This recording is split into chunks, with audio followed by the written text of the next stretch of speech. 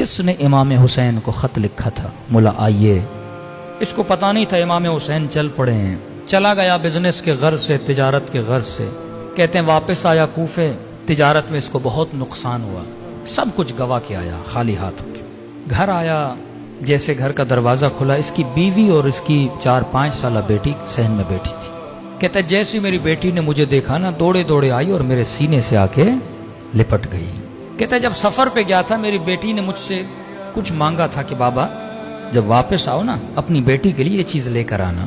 کہ رب جیسے بیٹی سینے پہ لگی نا، باپ تھا سب کچھ گوا کے پہنچا تھا۔ میں نے کہا بیٹی پوچھے گی بابا یہ لائے، میں نے یہ گفٹ بولا تھا، لیکن بیٹی نے یہ نہیں پوچھا۔ پہلا سوال جو میری بیٹی نے کیا، کہنے لگی بابا آپ کربلا نہیں گئے؟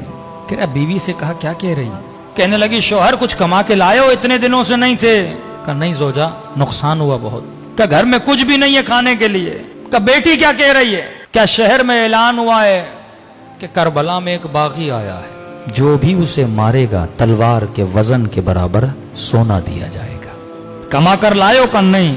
کہا جلدی جا، گھوڑا اٹھا، جلدی پہنچ، دیر نہ کر۔ پورے کوفے کے لوگ جا رہے ہیں، جنگ ہے، اس نے گھوڑا لیا، بے دریغ دوڑاتے دوڑاتے پوچھتے پوچھتے میدان کربلا پہنچا۔ تاریخ لکھتی ہے جب جس وقت یہ کربلا پہنچا تھا یہ غالباً عصر عاشور کا وقت تھا۔ اس نے دیکھا میدان کربلا پہ لاشیں بکھری ہوئی ہیں، ایک ہجوم ہے گھوڑے سواروں کا، نیزے برداروں کا، اور اس ہجوم کے بیچ میں ایک شخص تکو تنہا کھڑا ہے۔ کوئی اسے پتھر مارتا ہے، کوئی اسے تیر مارتا ہے، کوئی اسے نیزہ مارتا ہے، کوئی دور سے تلوار مارتا ہے۔ کہتا میں سمجھ گیا یہ دشمن ہے جسے مارنا ہے۔ میں بھی اس بھیڑ کے اندر گیا، اس ہجوم کے اندر گیا، میں نے کہا میں پیچھے کیوں رہوں؟ میں نے بھی ایک پتھر اٹھایا اور آگے بڑھ کے اسے مارنا چاہا۔ کہ جیسے مارنا چاہتا تھا نا، اس نے نگاہیں بلند کر کے مجھے دیکھنا شروع کیا۔ کہتا ہے وہ ہیبت اس کی نگاہوں میں تھی، وجود پہ لرزہ طاری ہو گیا۔ اب جو چہرہ دیکھا تو نورانی، ماتھا دیکھا تو سجدوں کے نشان۔ میں نے کہا یہ تو کہہ رہے ہیں کسی باغی کو مارنے آ رہے ہیں، یہ شکل باغیوں کی تو نہیں ہے۔ فوراً اپنے عقل کو روشن کیا اور جہالت کے لشکر کو مارا۔ کہ کہیں ایسا نہ ہو غلط آدمی کو مار دو، پہلے پوچھو تو صحیح کون ہے۔ کہتے آگے بڑھا اور میں نے کہا السلام علیک ایھا الشیخ الکبیر، اے بوڑھے تجھ پر میرا سلام ہو۔ کہتے جب سلام کیا نا تو گویا اس کے چہرے پہ خوشی کے آثار آ گئے۔ کبھی سوچا عاشور کے دن 100 مرتبہ مولا کو کیوں سلام کہنے کے لیے بولا گیا؟ ایک بار سلام کرو۔ کہ نہیں، عاشورہ کے دن میرے بابا حسین کو 100 مرتبہ سلام کرو۔ کہ مولا زین العابدین اتنے سلام کیوں؟ کہ کیونکہ عاشورہ کے دن میرا بابا ترس گیا تھا، کوئی سلام کرے میرے بابا کو۔ کہتے تھے یہ مسلمان نہیں ہے، اس کو کیوں سلام کریں؟ اس نے کہا السلام علیک ایھا الشیخ الکبیر، اے بوڑھے تجھ پر میرا سلام ہو۔ اس نے کہا وعلیک السلام، تجھ پر بھی میرا سلام ہو۔ میں نے کہا آپ کون ہیں؟ کہ عجیب ہو، بلاتے بھی خود ہو، پوچھ بھی خود رہے ہو میں کون ہوں۔ کہ متعجب ہوا کیا مطلب؟ کہ تو نے خط نہیں لکھا تھا حسین کو؟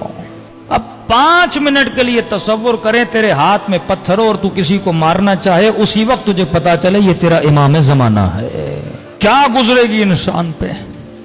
محب تھا، عاشق تھا، کہتا بدن پہ لرزہ طاری ہوا۔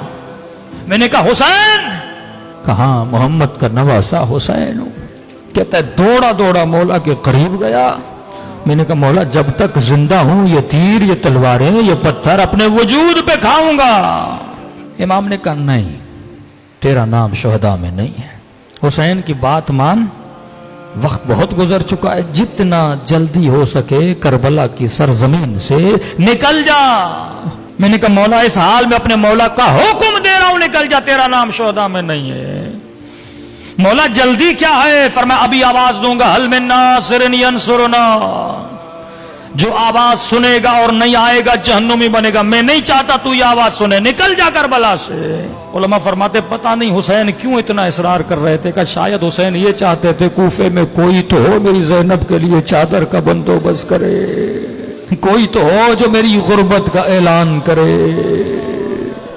کہتا جب حکم دیا نا امام نے، روتی ہوئی آنکھوں سے قدم پیچھے کرتا گیا۔ کہتا تھوڑا دور ہی ہوا تھا، پیچھے سے پھر آواز دی ذرا میرے قریب تو آ۔ کہتا ہے خوشی خوشی دوڑا، شاید حسین نے اذن جہاد دینا ہے۔